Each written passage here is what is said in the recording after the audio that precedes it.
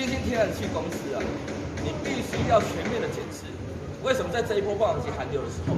民众会起战斗早的事情发生？这个他们写的霸王级寒流那几天，大概4、5天的热水场，根本跟起战斗早一样。更有民众反映啊，他们要赶在晚间9点之前赶快起战，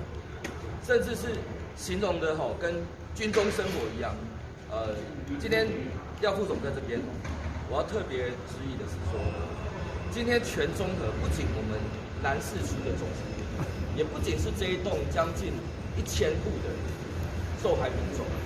它扩及的范围经过查证，扩及的范围到圆山区，接近3到5个里都有被波及到，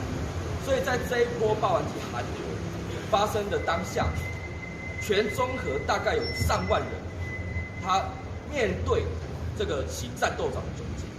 那大家都身心俱疲啊，所以我不断的接收到陈情的电话，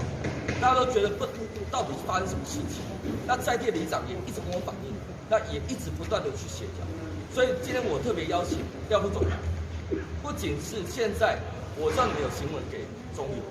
但现在很显然我也跟中油高层对话过，大概不仅可能不是只有中油公司，新兴天然气公司啊，你必须要全面的检视，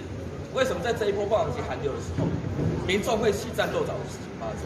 我想新兴天然气公司，你等一下你必须要完整的做说明，甚至我要求新兴天然气公司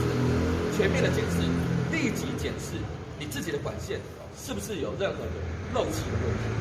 这里要公诸于世。那么另外一方面呢，针对已经受到洗了霸王级的寒流的战斗早的受害民众而言，我也要求新兴天然气公司，你必须要立即当机立断，在现场跟大家来说明，是不是可以这一个月要折抵基本费的这个方式，或者是在这4、5天里面，可以让受灾户可以有身心的抚慰的这个赔偿，这是我具体的要求。等一下我就邀请廖副总直接来跟大家说明。廖副总，